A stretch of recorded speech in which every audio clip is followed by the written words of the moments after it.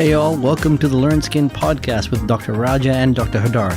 Now, if you're wondering why in the world the music is so fun and your host sounds different today, it's because LearnSkin podcast is celebrating its 100th episode.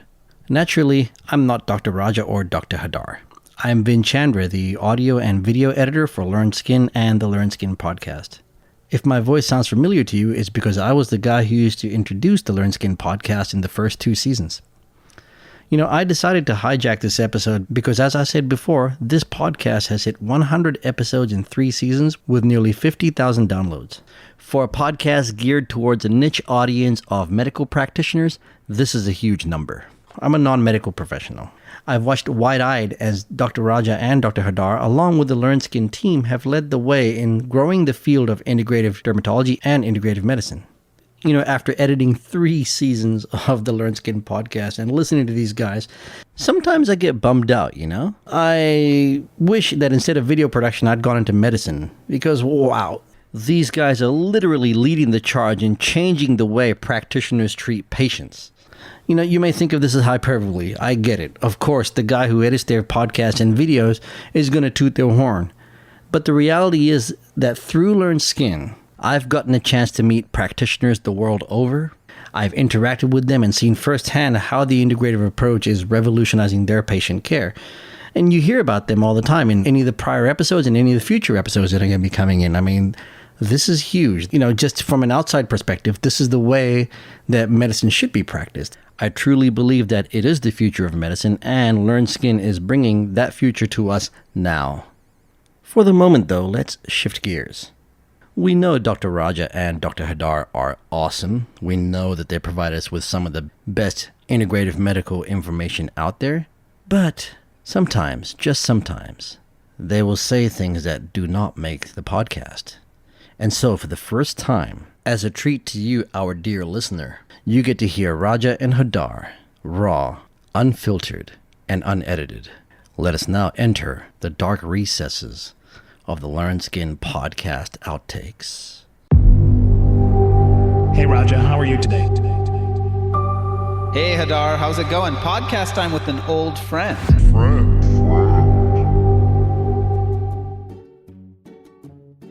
I wanted to go back so where did we, Well, Peter, I had a question about the, shucks. I note as a man that I'm balding, and for me it's usually been a sign of distinction. And Apple, you guys can hear me, right? Okay. But if you can, let me just ask the question again. Okay. Yeah, sorry about that. And I would encourage people to listen to that. To visit that website. I will encourage people to visit that website, and also. First of all, what is the difference between different sugars? Now, Amy, I love this whole conversation around medicated oils. Yeah, no, I just wanted to say that's how I remember THC, as the high cannabinoids. It stands for the high cannabinoid. It's a good memory tool for our listeners. Hadar, that's we used to just say, look at your poop. Now it's scoop your poop, right? Hey, I mean, I can edit. Okay, perfect. All right, I'm going to edit that portion out, by the way. Okay. They say, hey, doc, can I smoke weed for that?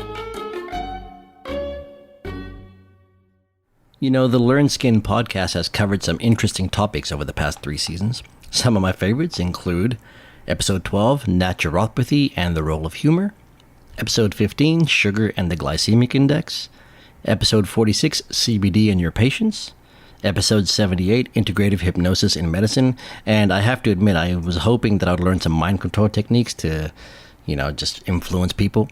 And Episode 79, The Universe Within Us. This podcast was particularly interesting because I love any discussion on the microbiome. I am so amazed by how the foods we eat, how the environmental stressors, and how we manage internal mental stress can actually play a role in our internal health. Some of the most downloaded episodes cover such timeless topics as hair loss. Now, I'm 41 and I'm seeing my hair become thinner and thinner by the years, so I really paid attention to this episode. Let's revisit some key insights provided by Dr. Parati Mirmarani in episode 74, How to Approach Hair Loss. And just as a reminder, this podcast is for educational and informational purposes only. All opinions shared do not express the views of LearnSkin. Neither this podcast nor any information contained within are a substitute for professional care by a doctor or other qualified medical professional. This podcast does not constitute medical or other professional advice or services. If you have a medical concern, please consult with your physician. And now, let's hear from Dr. Mirmarani. When you first see a patient with hair loss, how do you break down to them the types of hair loss in broad categories? I know we don't have time for the full lecture, or I should say the full textbook, but how do you break it down? Because it is a challenge, right? The patient comes in the first time and they want to understand what's happening to their hair, and you have about 10, 15-minute visit. How do you break it down to them and in a way that helps them to understand also the pathology behind?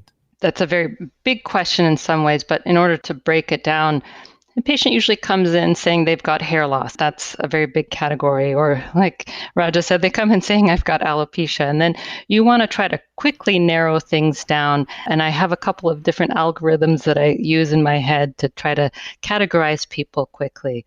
And some of the important first questions that you ask are, so when did this start?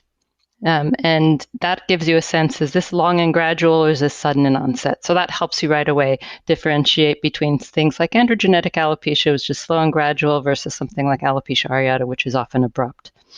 And then the other important question that I ask them is, do you have any symptoms on your scalp?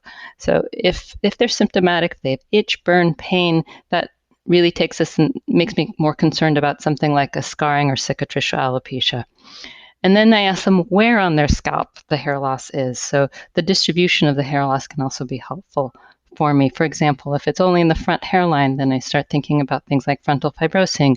If it patches all throughout, or if it's diffuse, those are all very helpful in narrowing down my differential diagnosis. So I ask a few key questions, and there's not a lot of questions right there, but right from those questions, I can then narrow down my questions and drill down more specifically. So if I start getting the sense that this is slow onset, gradual, progressive, mostly on the top of the scalp without symptoms, probably androgenetic alopecia, and then I start asking them about their family history, et cetera, and more details. Whereas if it's sudden onset, patchy hair loss without symptoms, maybe alopecia areata, and then take a look at their scalp. So I move pretty quickly from my questions to having them sit at the table and take a look through their scalp. And that's a really important part of what I do, is making sure you get a very thorough scalp examination. And I talk to them while I'm doing the scalp exam. I'm looking at your hairline.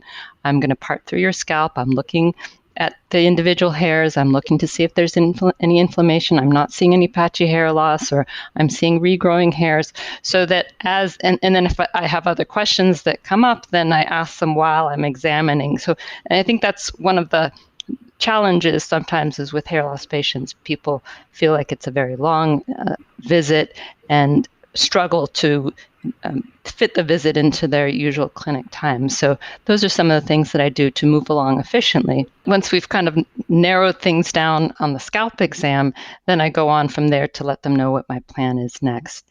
For the resident, what I teach them is that one of the most important things when you're looking at the scalp is to differentiate whether it's scarring or non-scarring. So you've gotten that bit of history. So is it sudden onset, gradual? What's the pattern? And then is there any symptoms? And then on exam, is it scarring or non-scarring? And that information right there gives you most of what you need. And then you can decide from there, do I need a biopsy? Do I need labs? What do I need to tell the patient next? This is fantastic. I mean, one of the things that comes up with hair is people get a little intimidated about the hair exam. They say, oh, no, here's the person that's got the hair loss concern. And then people picture themselves in the room for an hour. But I think the way you break it down, of course, as a clinical expert, you've really broken it down to how you can do this in an efficient, thoughtful, empathetic manner that doesn't have to take up your whole day. I really love this. Now, I have an extended question for you. Sometimes people come in with, and this term, whether it's the best way to say it, is subjective hair loss, in the sense that we look and we don't see any areas where the hair is being lost, but they swear that their ponytail is definitely getting thinner and they are really feeling like I'm getting more and more hair that's either thinning or falling out, but you just can't catch it right on the exam. How do you approach that one? Because I know a lot of people will refer to that as alopecia too when they come in. That's right, Raja. Yeah, I think those are some of the most challenging patients. And often the patients who make their way to my clinic because they've seen 2 or 3 other dermatologists, and so-and-so didn't even examine me. So-and-so said my scalp was fine. So-and-so said, you've got more hair than I do. When really they've got a problem at hand and they're coming in for that. And we are only seeing them at one point in time, so it's hard to judge where they were previously. And, that's an important point to try to validate their concern. And sometimes just doing a thorough history and a thorough exam and talking through your evaluation with the patient can be helpful in reassuring the patient, because going straight from looking at the patient across the room to saying, you're going to be fine, you're okay, they're not going to trust you. They're not going to believe that. They're still worried. That's typically with a telogen effluvium, for example. They've lost a lot of hair, or androgenetic alopecia that may be mild, but they're concerned about it. So getting from the diagnosis to that partnership with the patient in terms of accepting the diagnosis and working with you on the therapy can be a big bridge.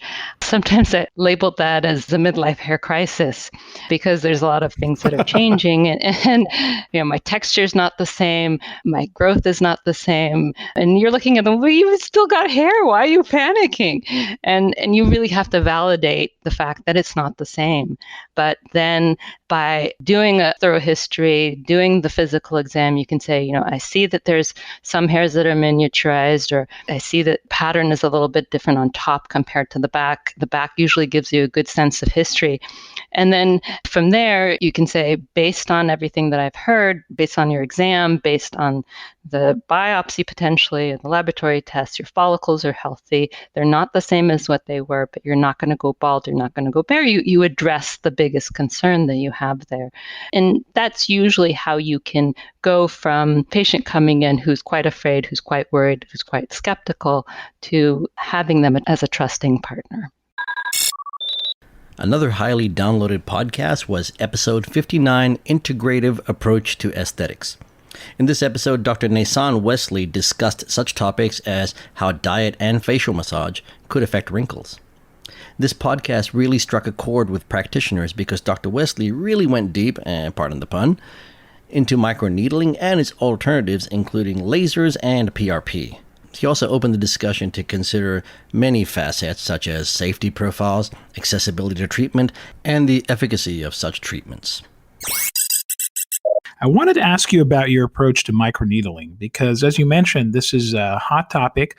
People are doing this. It's relatively simple. And actually, with various products that now are available over the counter, how do you counsel your patients when they come in about this? Maybe you can give us an overview. Where do you find the sweet spot for microneedling? What's the best patient for that in your hands?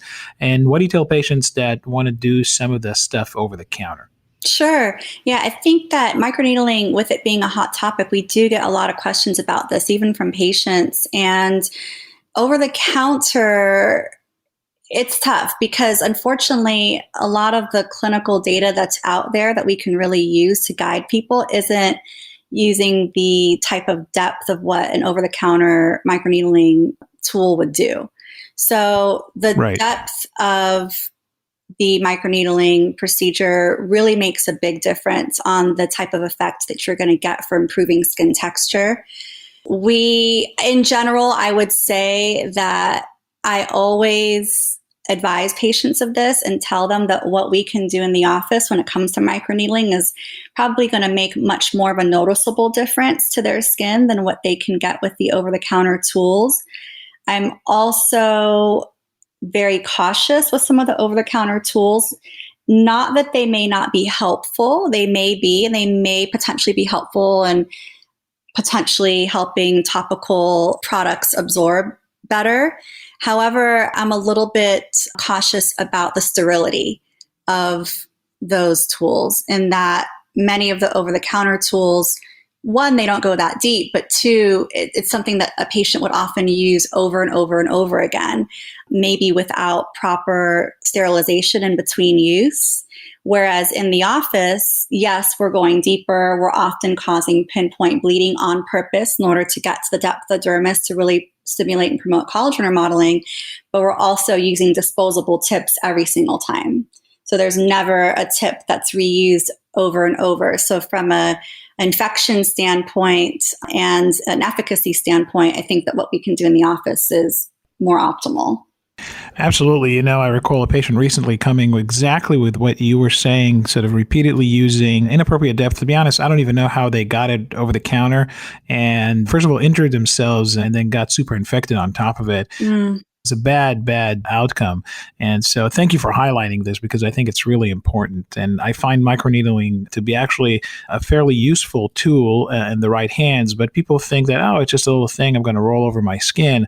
But you are, like you mentioned, enhancing penetration of various creams and other stuff that people may put on their face, other areas, and that's where trouble comes into play.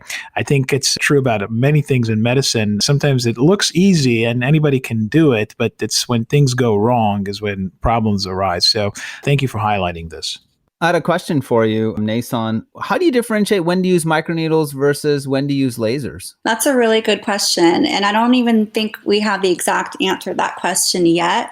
Sometimes I will actually use both procedures, not at the same time on the same day, but depending on what the patient's needs are, whether it's acne scarring or wrinkle reduction or improvement of stretch marks or scars, I will usually lay out all of the options, including microneedling with PRP versus non-ablative fractional resurfacing lasers, or even ablative fractional resurfacing lasers in the right skin type, and lay out those options and see what would work best for the patient given the downtime, for example, given the cost, given what they're trying to achieve. I will say that in general, with lasers, especially non-ablative fractionated resurfacing lasers, we can sometimes achieve results with the same number of treatments as microneedling with faster efficacy and maybe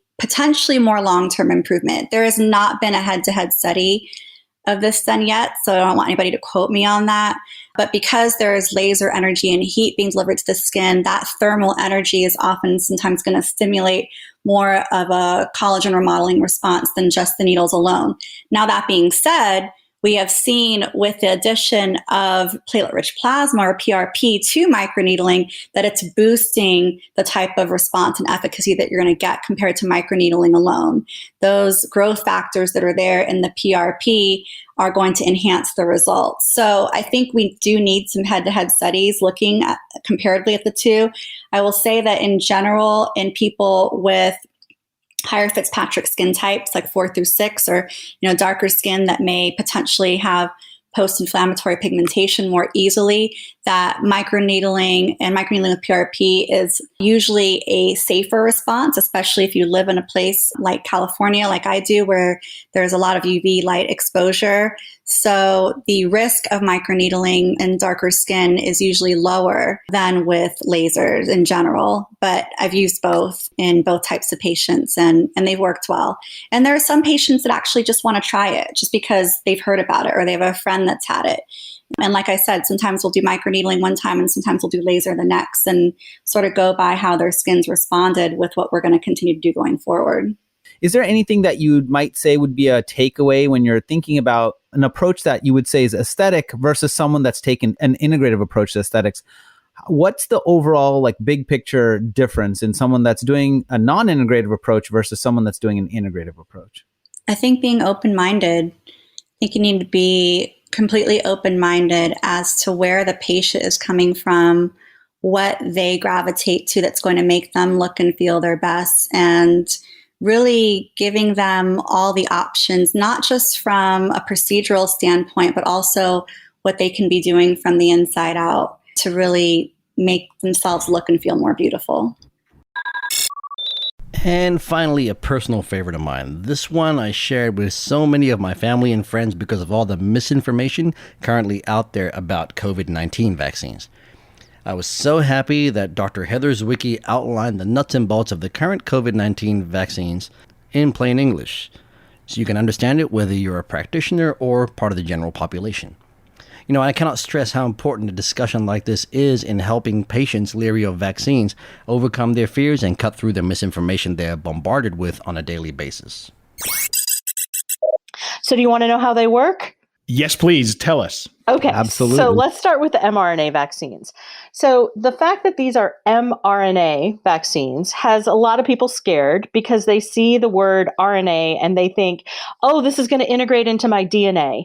And is this going to affect... Absolutely, yeah. That's what everybody thinks. That's Totally. what everybody thinks. But that's not what happens. So what happens is we make mRNA of the spike protein for coronavirus in the lab. And then we take that mRNA and we surround it in fat, in lipids. And so it's mRNA surrounded by fat. When it gets injected into your arm, the first thing that happens is that a cell type called a macrophage picks up that mRNA and carries it to the nearest lymph node. Now that lymph node is in your armpit. And so now that mRNA is in your armpit of whichever arm you got vaccinated with, and it's going to recruit in your immune system, your T cells and your B cells that are specific for virus. Those cells are going to expand, and when they expand, that lymph node in your armpit is going to swell. So a lot of women are actually concerned that they've developed breast cancer after they get this vaccine because they have this swollen lymph node in their armpit. That's just the immune response. That's where it happens. When the T cells and the B cells are created, they kill off those original macrophages that carried the mRNA. The mRNA is only in your system for about 48 hours before it's completely eliminated by your immune system. So just to be clear, that mRNA is gone after 2 days. All of After that is 2 gone. days, it's gone. So nothing goes into my DNA. I'm good. All right, Nothing thank goes you. into your I'm DNA. reassured. All right, go ahead. Meanwhile, Meanwhile, you've now got this army of T cells and B cells, and the B cells are the ones that make the antibodies. So you've got this army of cells that can respond if you were to be exposed to coronavirus. The vectored vaccines work similarly, but a little bit differently. Instead of starting with RNA, we start with an adenovirus. Now, an adenovirus is a common cold virus. And what we do is we take a little piece of the SARS-CoV-2 RNA, we turn it into DNA, we do that in the lab, and then we insert that DNA into a cold virus. That cold virus now is made what we call replication deficient, so it can't expand. Now we give you a cold, only we're going to do it by injecting it in your arm. And because so many people have already had reactions to colds, we've all had a cold by the time we're an adult, right? So our immune system already knows how to respond to an adenovirus. This adenovirus is just a little bit different because it's got a SARS-CoV-2 gene in it. And so our immune system makes a really good response to the adenovirus. Again, it happens right in your armpit, and the virus is gone within 2 days, and you have an immune response that is now primed for the SARS-CoV-2 spike protein. Now, it's important that both of these are working specifically on the SARS-CoV-2 spike protein and not the whole virus. So we're very dependent on the immune response to SARS-CoV-2, just the spike protein. we've heard on previous podcasts that we did that these are found to be in clinical trials, which were pretty robust, found to be pretty effective, right? Oh, very. They're very effective. So we do efficacy studies when we're studying them in ideal situations, and then we do effectiveness studies when they're in the real world. And we just have data in now showing that they're 90% effective in the real world. So that's excellent. That's better than most of our current vaccines. That's fantastic. And, Heather, I think one of the questions that has come up, frequently is, some people are really worried about getting the vaccine because the reaction and, sometimes people also worry about the safety of the vaccine. Let me just come out and ask first and foremost, getting the vaccine can't give you COVID, right? And No.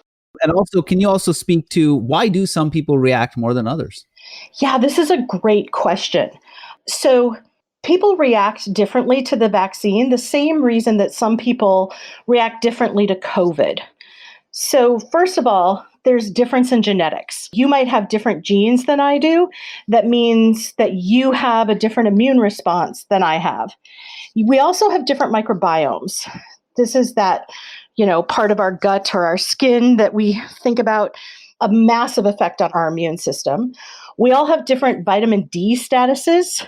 So our vitamin D status will change our response to a vaccine. And some people have a better immune response to coronavirus. Remember, coronaviruses have been around for decades. And so likely you have responded to a coronavirus at some point in your past. Whether you responded to a coronavirus that was more similar to COVID or less similar to COVID could impact whether or not you're going to have a massive response to the vaccine or you're not. And then age and gender and time of day, like all of these things make an impact on how you respond to a vaccine. So literally think about this. When you wake up in the morning, your cortisol spikes, and that cortisol spike is slightly immunosuppressive. So if you get your vaccine earlier in the morning, you're less likely to have a reaction than if you get your vaccine later in the day. Simple things like time of day. Exactly, yeah, and it makes sense. And I think Roger was asking a question that I don't want to pass by. He was asking, because that's a common question that we hear, is can you get COVID from getting the vaccine? Oh, no, absolutely not. You cannot get COVID. I wanted to make sure that that's clear out there. Yeah. And I think the confusion from your great explanation on how these vaccines work, I think that's where the confusion usually lies, because people hear that you get a piece of the virus coming into your body and you think, oh my God, I'm getting sick like that. All right, good. So thank you for clarifying this. No, you know why people get sick from the vaccines is it's what you're actually experiencing is the immune response to the vaccine. So the immune response to the vaccine is similar to the immune response to COVID, but it's not identical because you don't actually have COVID. So right. The part that makes you feel sick is called interferon alpha. And that's why people are getting headache and muscle aches. And then when they feel fatigued, that's from another protein called interleukin 1. And when they feel anxious, it's from another protein called interleukin 6. So there's all sorts of different proteins that are interacting to orchestrate your immune response to the vaccine. And that's what's making people feel sick.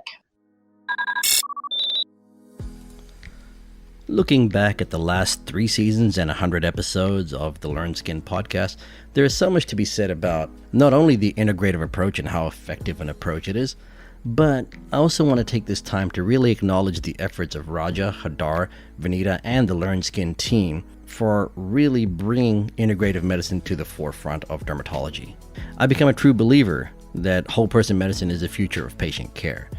And LearnSkin is dedicated to providing innovative and applicable content. As a member of the general public, the podcast is my source of information on just staying healthy. But practitioners have everything from multiple educational series to earn CME credits, webinars and masterclasses with experts, and much more. It's a good time to mention the 4th annual Integrative Dermatology Symposium that is being held in Sacramento, California from October 22nd to the 24th. You can attend virtually or in person. If you do attend in person, you'll definitely see me running around with the camera, conducting interviews, or most likely standing at the coffee machine. Every practitioner that I know that attended IDS loves the IDS. And it's not just because it's 3 days of education with CME credits, but also because it's an experience. It's where practitioners from different disciplines get together and exchange ideas and inspire other practitioners of other disciplines, but it's also where the cool practitioners hang out. So if you're cool, you'll be there. And finally, I want to thank you for spending the 100th episode of the LearnSkin podcast with me. Join us next week as your favorite host, Dr. Raja and Dr. Hadar, return with more innovative, integrative, and inspiring content. This is Vin Chandra signing off to some awesome music. Take care.